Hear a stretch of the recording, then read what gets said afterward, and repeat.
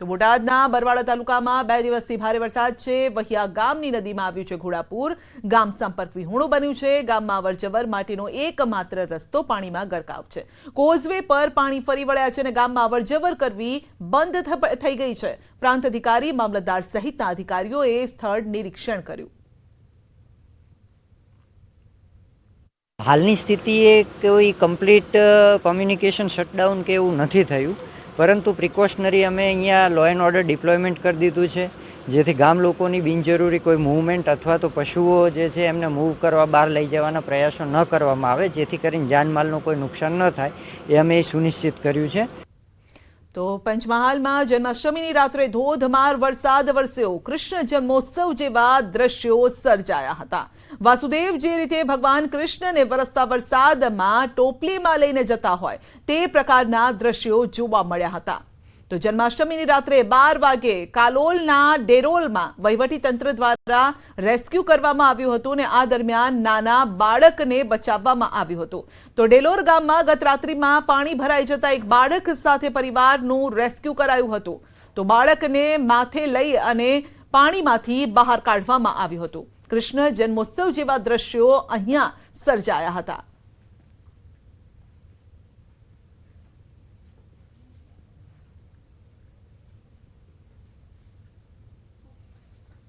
પંચમહાલ જિલ્લામાં ભારે વરસાદ બાદ રસ્તાની ખસ્તા હાલત છે। પાણીમાં ગરકાવ થઈ ગયા છે। કોઝવે ક્ષતિગ્રસ્ત થયો છે। કોતરોમાં પૂરની સ્થિતિ છે, જેના કારણે કેટલાક આંતરિક માર્ગો બંધ થયા છે। ગોધરાના વેગનપુરથી કાંકણપુરને જોડતા માર્ગ ઉપર આવેલ કોઝવે ધોવાયો છે। વાહન વ્યવહાર, વાહન ચાલકો અને રાહદારીઓને ભારે હાલાકી ભોગવવાનો વારો આવ્યો છે। પૂરની ભીતિના કારણે સ્થાનિકો જીવન જરૂરિયાતની વસ્તુઓ ખરીદવા માટે નીકળી રહ્યા છે। તો બહાર અનેક રસ્તા, મહાકાય વૃક્ષો પણ ધરાશાયી થયા છે। વીજ પોલને પણ નુકસાન પહોંચ્યું છે।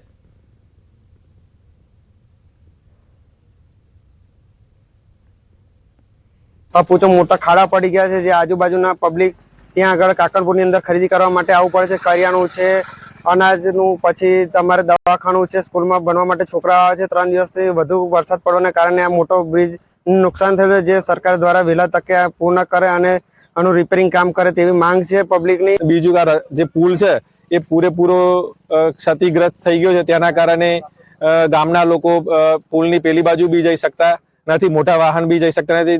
દાખલા તરીકે દવાખાનું છે તો ઇમરજન્સીમાં જવું હોય તો તકલીફ પડે છે। પંચમહાલ જિલ્લામાં સતત 2 દિવસથી વરસી રહેલા અનરાધાર વરસાદને પગલે નદીઓ ગાંડીતુર બની છે અને નદીઓના નાળા અને પુલ ઉપરથી પાણી વહેતા થયા હોવાના દ્રશ્યો જોવા મળી રહ્યા છે।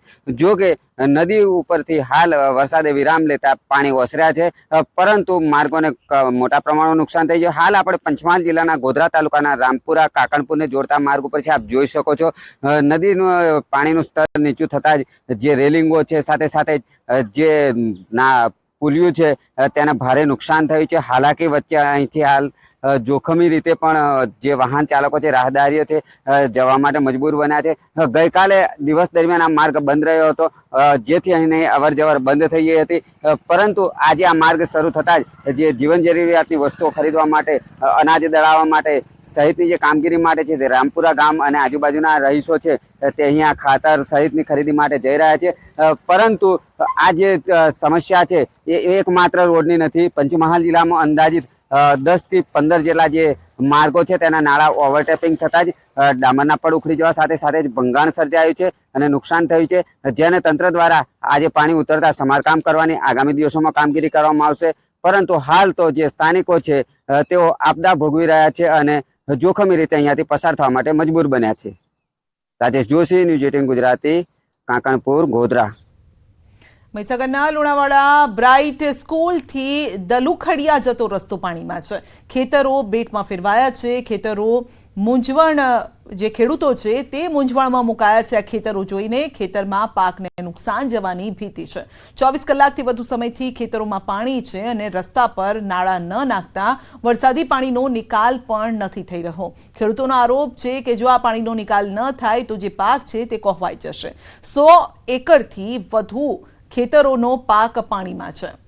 તો ખેડૂતોને ભારે નુકસાન છે। ખેતરમાંથી પાણી નિકાલની વ્યવસ્થા કરવા ખેડૂતોની માંગ છે। મહીસાગર જિલ્લાથી માત્ર 1 કિલોમીટર દૂર આવેલું છે દલુખડિયા ગામ, કે જ્યાં દલુખડિયા ગામ જવાના મુખ્ય માર્ગ પર જ પાણી ભરાયા છે તો આજુબાજુ આવેલા ખેતરો પણ બેટમાં ફેરવાયા છે. હું દ્રશ્યો બતાવી રહ્યો છું. ન્યૂઝ 18 ગુજરાતી પહોંચ્યું છે દલુખડિયા વિસ્તારમાં કે જ્યાં અહીંયા ખેડૂતો હેરાન પરેશાન થયા છે. છેલ્લા 2 દિવસથી સતત જે વરસાદ ખાબક્યો છે જેને લઈને અત્યારે તળાવોનો જે ઘાટ છે તે જોવા મળી રહ્યો છે. કહી શકાય કે ક્યાંક ને ક્યાંક તળાવો છે તે તળાવ જેવો ઘાટ જોવા મળી રહ્યો છે. ખેતરો બેટમાં ફેરવાયા છે. કરેલો પાક નષ્ટ જવા પામ્યો છે. આવું અનેક વર્ષથી ચાલી આવ્યું છે. કેટલાક ખેડૂતો છે અહીંયા આપણી સાથે, તેમની સાથે સીધી વાત કરીશું. કાકા, શું કહેશો? આ દલુખડિયા વિસ્તાર કહી શકાય, અહીંયા દર ચોમાસાની અંદર આવી રીતે પાણી ભરાઈ જાય છે, તળાવ જેવો ઘાટ થાય છે, શું કહેશો?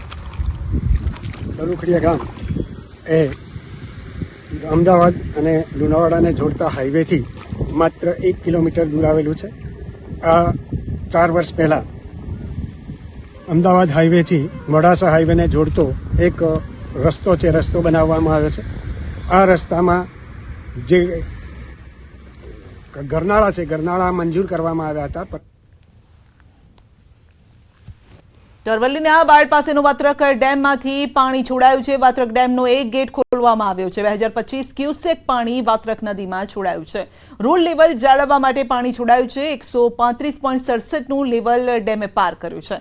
વાત્રક નદી કિનારાના 17 ગામોને સાવચેત કરાયા છે.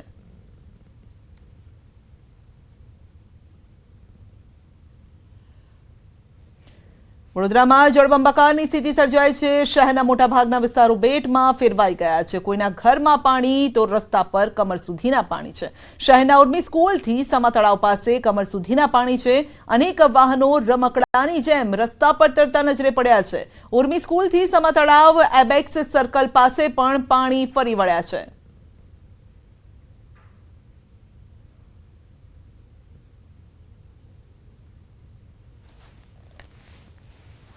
વડોદરામાં ડભોઈ વડોદરા રોડ ઉપર દેવ અને ઢાઢર નદીના પાણીએ તારાજી સર્જી છે. 3 માસ પૂર્વે જ નવીન બનેલ આ રોડ દેવ નદીના વહેણમાં ધોવાઈ ગયો છે.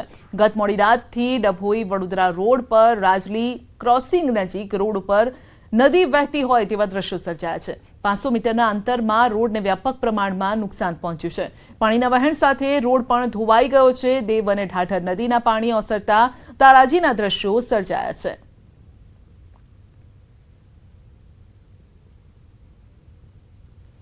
તો